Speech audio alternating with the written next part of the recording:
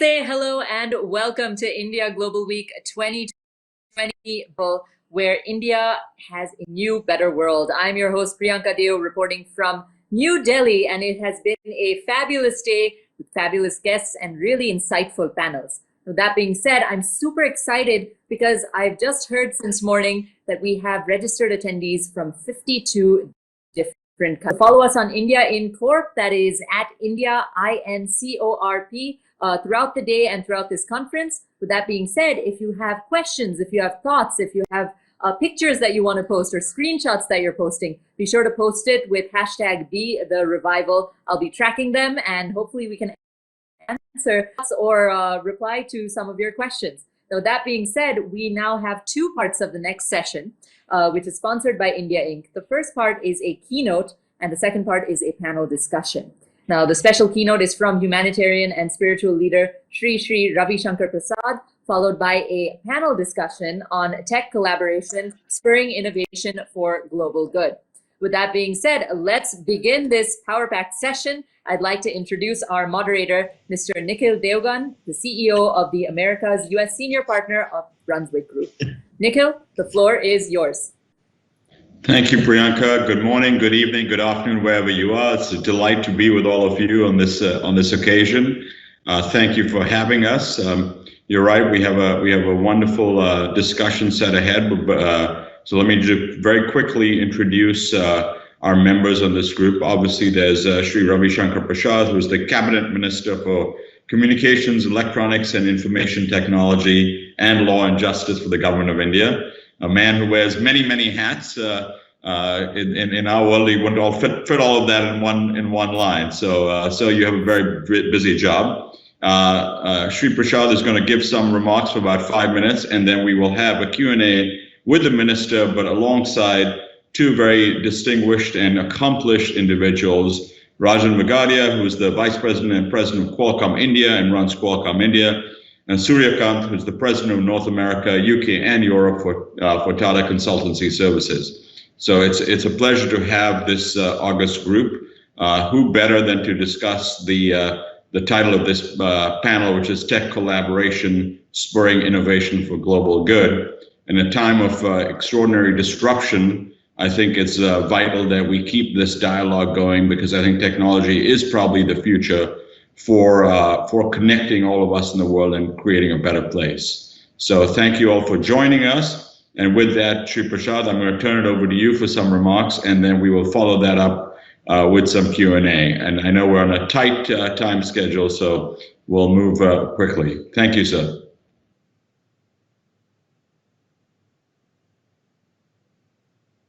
Are you guys ready for us? Yes, we are. Great. Sri Prasad, go ahead.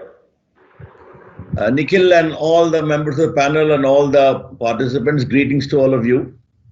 Nikhil, a caveat at the very outset. I was supposed to speak for 15 to 20 minutes. That's the impression given to me. You have reduced it to 5 minutes. Unilaterally, I will settle midway at 10 minutes. Okay. Sounds good. That's the India, the story you need to know. Perfect collaboration already. And to the anchor from Delhi, I am not the spiritual Ravi Shankar. I am Ravi Shankar Prasad, the minister. Friends, we are indeed meeting in very challenging times. When in India, the railway, the aeroplane, and the roadways all were closed, my ministry worked effectively to keep India talking, indeed India talking to the global world. I wish to congratulate all the people of technology, those present here. 85% of India's IT industry worked from home. We liberalized the entire regime and served the 500 Fortune companies which the Indian IT companies serve. The Digital India program launched by our Prime Minister came in great handy to this. Digital India, simply put, is designed to empower ordinary Indians with the power of technology, bridge the digital divide, and most important, lead to digital inclusion.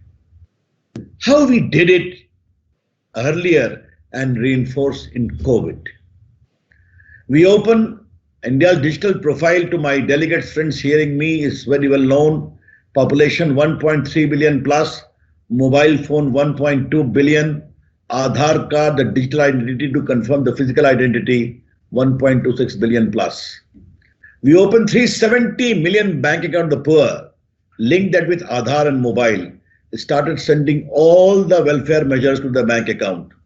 We sent close to 145 billion in the last 5.5 years. And we saved how much? More than 22 billion, which used to be pocketed by middlemen. During COVID, what we did, and I would very much like that to emphasize, that I'm really grateful to my Prime Minister. 4.12 billion was given as cash assistance to 206 million women in their bank accounts. 1.13 billion worth of relief has been given to 85 million households, and 2.38 billion has been disbursed to cash assistance to 89 million farmers. And free ration is being distributed to 810 million people of India since April till November. Now, all this has been facilitated because of digital platforms. India's UPI, a digital platform, has registered $35 billion of digital payment during this whole challenging times. Therefore, technology has empowered people. I'm happy to share with my friends in London that we have a platform of common service centers where we are delivering fruits globally. I come from Bihar, and the lovely lychee has been transported digitally after digital booking to London, to Germany.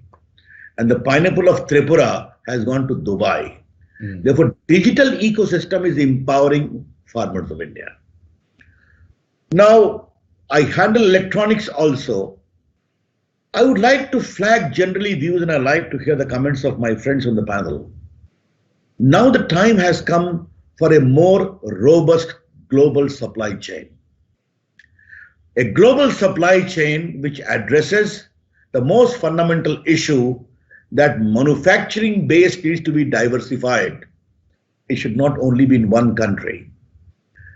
India, because of the way we are trying to empower ourselves, in electronic manufacturing, we had just 2 factories. My friends from Qualcomm would recall that when we had come to power.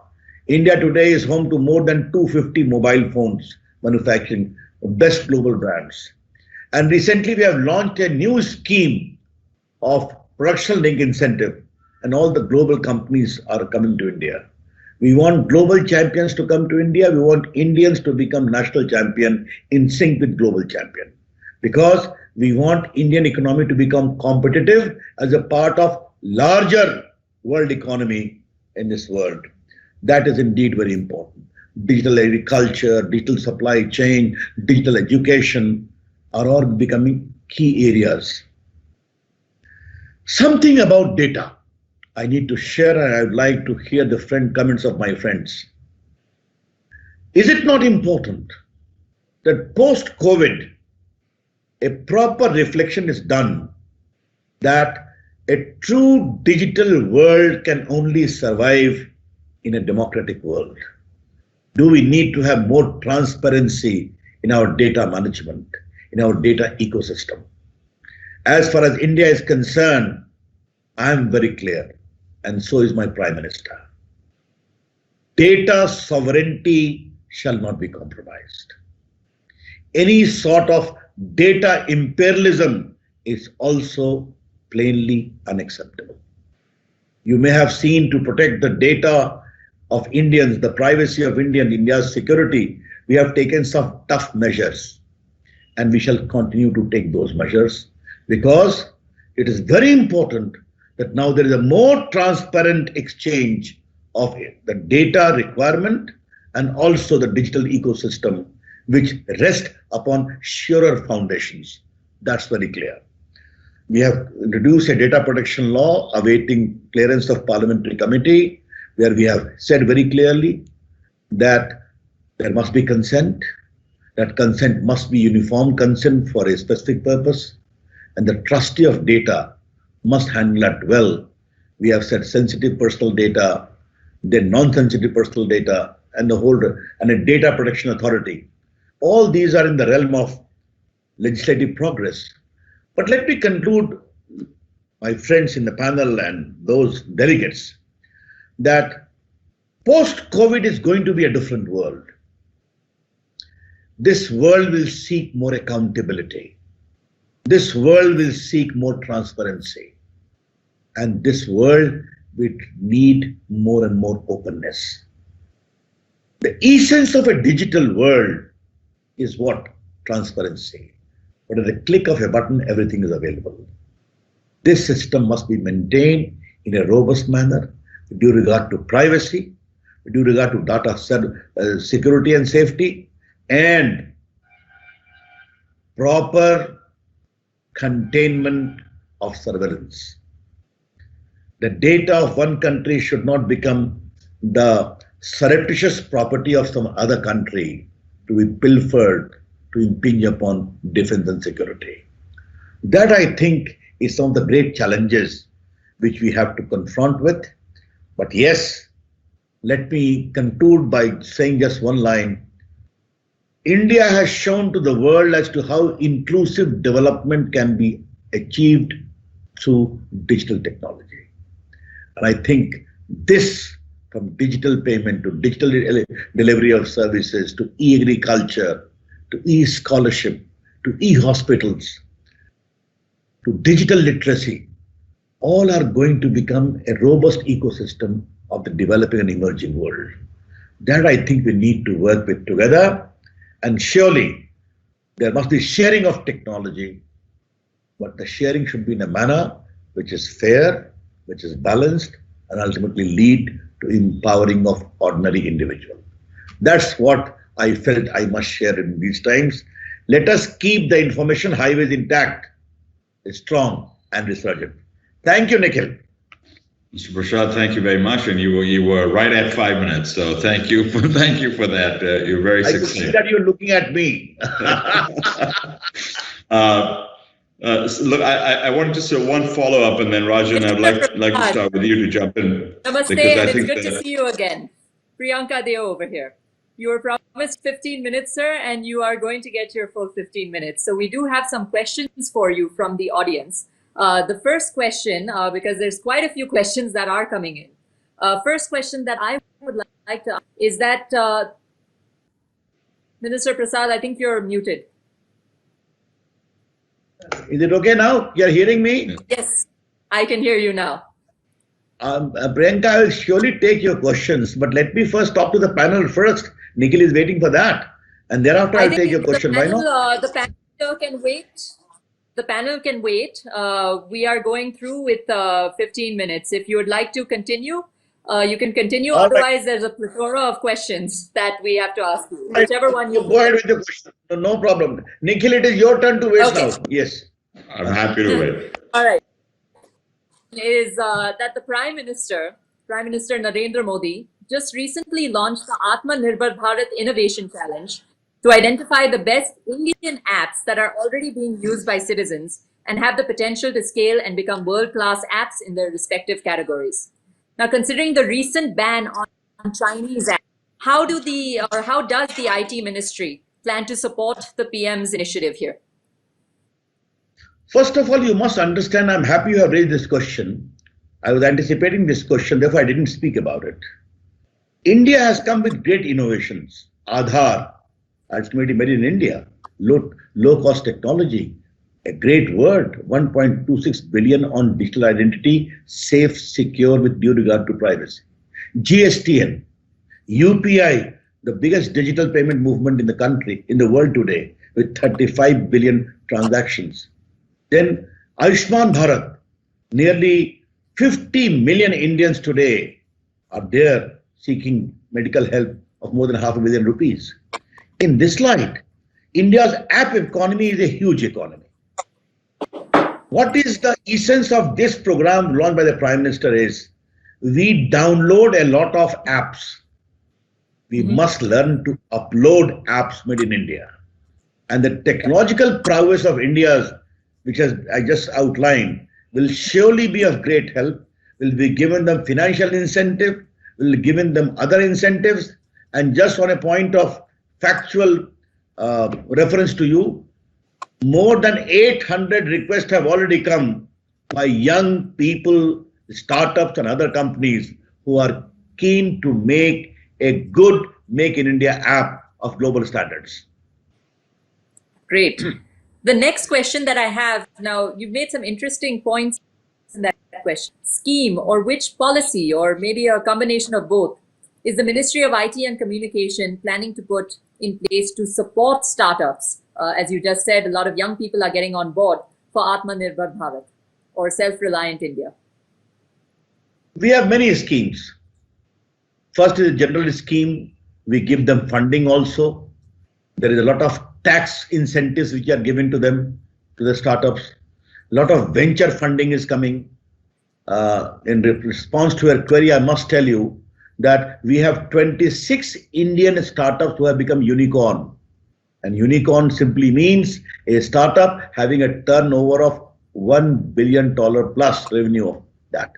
Now, this shows how India's startup movement, which started hardly a few years ago, has become the third biggest movement in the world. Therefore, a lot of venture funding is going into that.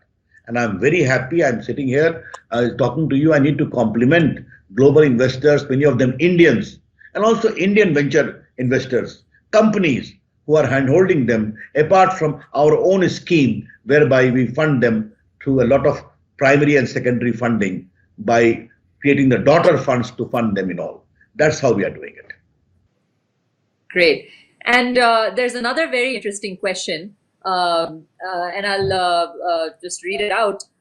India needs a lot of people, a lot of entrepreneurs, especially young entrepreneurs, are asking for a robust data protection law because it's becoming increasingly important, especially since so many of us are on the internet and so many of us are online users now with smartphones. What are your views on it, or what are your thoughts on it? Well, I must tell you, since I have been handling communication and IT for some time, it is now 6 years that I have been IT Minister of India, and my second term as a communication minister. Certain rules of the game we have set for ourselves very clearly. When the Western world was grappling with the issue of net neutrality, I said very clearly, without going to that debate, I told the Parliament, the right of access of internet is not negotiable. And that remains very clearly. And therefore, my good friend Mark Zuckerberg, when he came with the idea of free basics and sought a license, once I examined that, I turned it down because you could get free only when you could enter through the gate of Facebook. I said, no, India is a democracy. We believe in many gates. One gate is clearly not acceptable. And I did not permit. And I'm happy he appreciated my point. Now, data protection law, after a serious consultation under the leadership of a retired Supreme Court judge, Judge Sri Krishna, a very eminent judge, we have come with an idea, and which I told in my initial comment. It is being examined by the Select Committee of the Parliament. The essence is what? Number one, a data cannot be taken without the consent of the individual, Indian. That consent must be voluntary. And the data shall be used only to the extent of consent given, not things beyond that. Next, the data fiduciary who will collect the data is supposed to be the trustee of that data. And then the idea is of your data protection authority. Basically, three types of data is there: super sensitive data, which will be in India, then sensitive data, and then a general data. But we are equally keen that India must become a big center of data refinery, of data cleaning, of data processing. We generate billions of data. In Aadhaar, I can tell you, every 3 minutes, 30 million data authentication is done.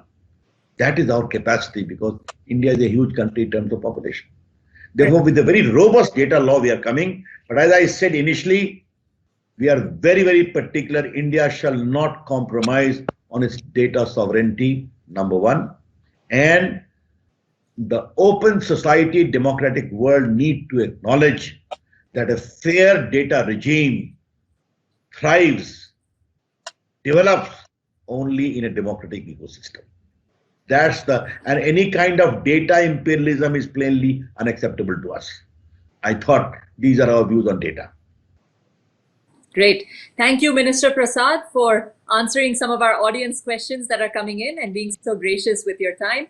Really, really appreciate it. If any of the audience, if we didn't get to your questions, please use the hashtag #BeTheRevival and ask the minister questions, ask any of the panelists that we've had today, and keep watching. Stay tuned for our session. With that being said, we're going to go right to our next panel discussion. I'm going to hand it over to Mr. Nikhil Deogun, and the panel is titled Tech Collaboration, Spurring Innovation for Global Good.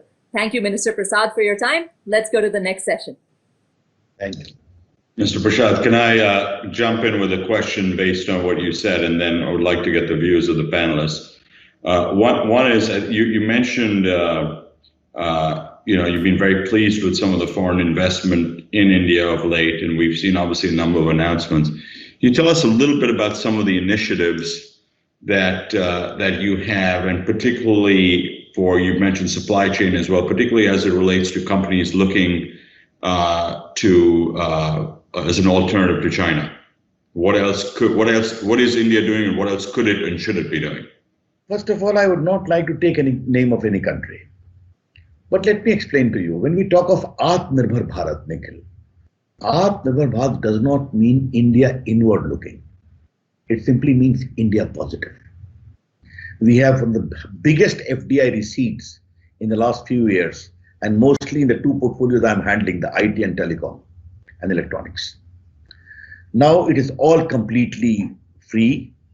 There are certain security restrictions which we always follow. The route is automatic. That is number one. India's gig economy is rising very fast. With the great success of work from home, today Indians can work anywhere in the world, and anyone can work anywhere in India. After all, India has been a big center of back-end offices. My friends from Qualcomm and TCS will know it very surely. 85% of the work could happen because I liberalized the entire regime of work from home, etc., etc. Thirdly, when I talk of supply chain, there is a context to it. India is the biggest center of Facebook, of WhatsApp, of app download. India is the most rising economy in terms of startup. India is the most rising economy in terms of digital payments. Now, digital supply chain is going to become a very important aspect of the whole trade intercourse, as I foresee in future. In that light, ease of doing business we have done, you know that we have scaled more than 3 point.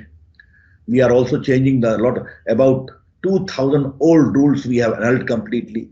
Most of the things, applications are today online for your registration, etc. But what is important is India has the capacity, the human resource, the technological talent to become an important component of global supply chain. That's how I meant that. And therefore, you may have seen electronic manufacturing I just mentioned to you. First week of August, it was to close, and we have already received very, very significant investment proposal as far as production link incentive is concerned. That's how I foresee India's potential. So in order for a lot of this to happen, it feels like 5G and the rollout of 5G is very critical. Tell us a little bit about how to make sure India doesn't miss the bus on 5G. India will not miss the bus on 5G. Okay. India is too big a country to miss any bus for that matter. And our technological background confirms that. On 5G, there are issues which I must share with you. The first is 5G itself is evolving. In some country, it has concretized.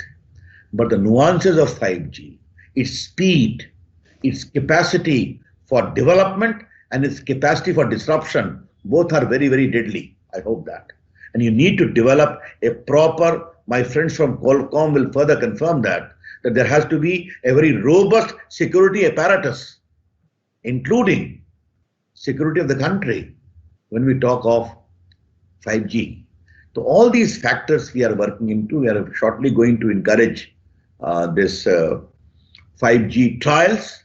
Once we have already given a good amount of money to ITI Madras, a leading technological institution, to develop the model for that. All that work is going on. But if you see, have we heard the last word on 5G? I would say no. 5G is still in a trial stage. But what is important is the challenge which we have faced and the challenge which we are still facing post-COVID further reinforces the need to erect a strong security architecture as far as 5G is concerned. That's my general view I thought I must share with you. Thank you. And on that point, Rajan, maybe you can chime in because obviously that's something near and dear to Qualcomm's heart. You heard the minister on 5G. Is what else should be done? Is that enough? Comment a little bit about that. Rajan, you're muted. I would like to take a bit of a moment to just thank Mr. Ravi Shankar Prasad. I think India, and you guys are both seated outside of India, despite being Indians, but we who, as a citizen of India, I can tell you that if it was not the vision of our minister and his departments, I think we wouldn't have been as efficient and as, I would say, comfortable to work out of the homes for the last 4 months. Companies like ours, which are totally working from home. By the way, just to give a sense, we are 26-year-old in this country. So we might not many people know that Qualcomm came in 1994 to India, and we are 10,000 plus employees in India, all engineers, skilling, working on the cutting edge technology. So it's the largest center outside of San Diego or US, the largest R&D is happening in India. So while we do this, we can see how this country managed these tough times. All of a sudden, everybody was working from home. Enterprises were working from home. Citizens were working from home. I want to thank you, Minister Saab, that this probably wouldn't have happened if this was probably not the vision and the MeITs, the DPIITs, the Niti Ayogs have been so open to support every single person who has gone to them. So I cannot be more proud than what I am at today as an Indian. And to quite a few of these questions on 5G, I think 5G, as Mr. said, it is very important for India to go to 5G way. I don't think people like us also who are more Indian than American, to be honest, would let this bus go away. Security is important, very, very important, especially when we go to industrial IoT, which is essentially a big part of 5G. They will have to take care of it. We work very closely with the industry locally. And I tell you, some of these things, like for example, Arogya Setu app, which by far I would say it's a feather in our cap, which was from ground up to 10 crore of people downloading it in a few days and using it, is something which I'm very proud that used some of the fundamental technologies and innovations that Qualcomm had made in terms of location services. And we, Minister Saab, actually we also did something. We optimized that app for better battery consumption, because when you use the app very frequently, it does consume a lot of power. So we are very pleased to offer that support, and we work with MeITI, Swani Saab and team to see that this was optimized. So I tell you, this country is posed in a very, very different. I've been 30 years in this country, and right through, fortunately, in telecom. I haven't seen the movement, especially the schemes like PLI, all of these schemes which you brought in, I haven't seen in my career. I've been a manufacturing guy I was an entrepreneur in my life in the past. But this is probably the golden era of this telecom industry in India. I don't think 5G will be missed. The 5G hackathon, which probably is one thing I'm so proud we launched. We have been in our own way as Qualcomm a part of that hackathon to support, to help. It's such a wonderful idea of identifying the 5G use cases, because the importance of 5G is multiple dimensional, and we probably would like to use those elements of 5G because 5G is so vast. Point is, what is more relevant for India, we want to pick it up. For example, 5G can help us take care of the last mile issue of fiber optics. I think millimeter wave and all that would be helpful when it gets auctioned. Very important. Applications, very important. I think it was so beautiful when we saw this hackathon that we are inviting, and there are, I would not be in the liberty to disclose the participants and which came on, but there is such an amazing response to that. And probably by somewhere around October to December, we would have identified those use cases on 5G. All of these is actually ingredients towards building the 5G network in India. Of course, auctions and spectrum and trials are very important, as we heard. So I'm very excited. I think that India is posed. Yes, we have challenges, but trust me, the one answer India gave in the times of COVID, where nothing stopped. Nothing stopped. Everything was equally efficient. Not a single developmental activity at Qualcomm stopped. Qualcomm Indian engineers delivered to the global standards, global technology development. There is not a single delay in any of our technology rollouts when these 10,000 engineers worked out of their homes. So I can tell you, we are so robust, we have so much of resilience, and we are so strong, and we are very positive about it. So I tell you, 5G is there. We are definitely not going to miss the bus. Thank you, Rajen. Surya, could you just comment a little bit about, we're obviously in unprecedented times, and part of resilience is also making sure there's enough job creation. TCS, I always think of as one of the greatest job creators in the world, and just in terms of the number of jobs you've created. As you look through the pandemic and as you, in the context of technology and what needs to be done from an innovation and spurring global good, tell us a little bit about what's worked, but also tell us a little bit about how technology, as we're entering this phase where obviously there's going to be a lot of disruption from an employment perspective, what's the role TCS is playing? Thank you, Nikhil, and thank you, Minister. First of all, I'd like to echo what just Rajan said, and the Minister mentioned. TCS brought the distribution of work to the world, how the work could be distributed across various parts of the world, depending on where you found the best talent and where it made from the sense from the perspective of the price point. Now, in the wake of COVID-19, we were able to pivot very quickly with the help of what Minister spoke to a model which we call a secure borderless workspaces model, where we brought the customer's business to a business as usual model in no time. And I think that speaks of India's resilience, India's way of how India performs. So that's one part. And that has really worked, sir. And I would compliment your ministry and how you liberalized the regime, as you mentioned. So thank you very much for that. On job creation, as you know, TCS is a global company, 450,000 people operating 46 countries. Let me just talk about the US. In the US, since 2014, we've been one of the largest 2 job creators in the country. And that has worked because we find that as you globalize, as you work in various parts of the world, it's very important that you make the communities flourish. If the communities flourish, then you will flourish. This is the basic mantra of the Tata Group. Wherever Tata Group has been operating, the communities there have flourished. And it's in our DNA. As you know, 50% of the Tata Group Tata Sons Limited is owned by 2 charitable trusts. So every dollar of dividend that we declare at the Tata Group level, 50 cents go back to public. And this is what we are seeing. The other aspect that you're seeing is the whole upskilling and reskilling of communities, of companies, people. So as the newer technologies have come in, and we just talked about that, the areas of agile, the areas of cloud, the areas of artificial intelligence and automation, and the whole data insights, the business analytics, that requires that people are trained in those new technologies. And we have taken it in 2 parts. First, skilling and making sure that our people are up to date. They go to our customers with the latest digital technologies. So we trained out of 450,000 people, or 400,000 people are already trained in Agile and the new digital technologies.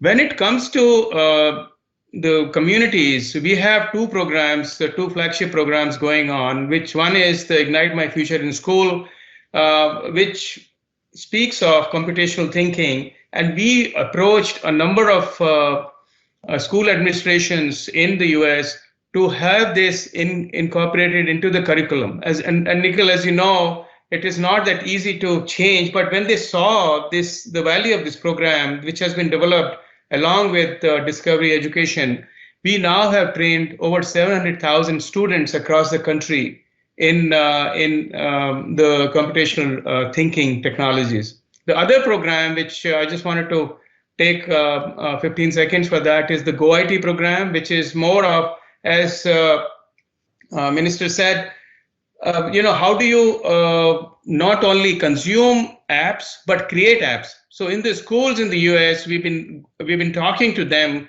as to what is the way in which you come and not just consume, but you become creator of those apps. And that has created a movement, a momentum, which basically is working to get more and more kids into the STEM careers in the US. So working out of India, where we are doing secure borderless workspaces, but at the same time making sure that the corporations across the world are supported well, and at the same time the communities get the advantage of what we have to offer, is really the basis of what we are doing here. Thank you, Surya. Minister Prasad, if you could just comment on that, but also talk a little bit about, we talked a lot about India's competitive advantages in this moment. I think this is going to be a signature time for India. Tell us a little bit about some of the challenges and what companies such as TCS and Qualcomm can do more to accelerate India's growth at this time. Nikhil, just to tell you what Rajan talked about, Arogya Setu. It is a fine symbol of India's technological prowess. Challenging time. Nearly 120 million Indians have downloaded this app. How it works? Very simply. Very simple principle. If you have come in contact with a person who has a secondary contact of COVID, it will be yellow. If you have come in contact with a person who is going to be infected, it will be orange. And in the event you have come in contact with a person who is confirmed, it will become red. Therefore, it is warning you, it is cautioning you, please take care. It has inbuilt testing facility by use of Bluetooth technology. You know, by this we have been able to identify 4,000 hotspots, which we have told. And what the authorities do, in the event a person A is likely to become, say, red, then the system tells all his relations and friends, you be aware, be distant from him to save yourself, because the disease is contagious. You know that. It is fully compliant with privacy. Non-positive data automatically get deleted after 30 days, and any positive data after 60 days. This is how it works. And most important, you cannot upload this app. That is your right. We can't force you. Right. This is how it works. So that is a classic case. Now, companies like TCS or Qualcomm, there are so many other companies, and many of them are Indian companies. They have done so well. After all, don't forget companies like Infosys, companies like Wipro, companies like TCS. They all began from India. Yeah. And please don't forget, Indian IT systems are serving nearly 500 Fortune companies of the world, paying taxes, creating jobs globally. And a larger Indian IT system job, I must tell you very briefly, nearly 4 million work in Indian IT system directly, out of which 1/3 are women. Don't forget it. And nearly 10.25 million, 1 crore 25 lakh, work indirectly. And this whole intake keeps on going. Even the COVID is not going to stop. Maybe they're working from home. Maybe the nature of work may change, but the nature of recruitment will continue. In electronic manufacturing, as I told you, we have done so well. Only in mobile manufacturing in the last 5.5 years, we have given employment to nearly 700,000 people directly and indirectly. And overall, 2 million have been recruited in electronic manufacturing. Therefore, all this, automatic FDI, ease of doing business, all the rules, regulations being liberalized, This is all creating an enough ecosystem. And most important, India's human resource. I think two shining examples of India's human resource are sitting in the panel. The TCS and Qualcomm. They're Indians after all. Therefore, this great legacy of India's technological human resource, globally recognized as a strong benchmark. And by the way, Nikhil, today Google is being headed by an Indian. Yes. Microsoft is being headed by an Indian. So many global technological giant companies, even your IBM being headed by an Indian. All this is a very vibrant symbolism of the technological capability of Indians. I believe there are, I think, 43 of the Fortune 500 companies are now headed by Indians, and so yes, so it's a remarkable. And as an Indian myself, it's a moment of great pride. Itself is a very, very robust indication that the moment of India has arrived. It is a democracy led by a leader, Narendra Modi, who is globally popular, pro-investment. You must have heard his speech today. He has appealed to the globe to invest in India. But this is how it works. And I think India's moment has arrived. Thank you, Minister. I think, Priyanka, I think we're out of time, but I think I just want to thank the panel. Thank you, Surya. Thank you, Rajen. Mr. Minister, your comments about lychees have made me hungry. If there's one thing I miss about growing up in India, it's the lychees. So if you send some to Surya and me who are stuck in New Jersey, we'll appreciate it. David. Thank you very much. And Priyanka, I think I'm turning it over to you. Thank you. Thank you, sir. Thank you.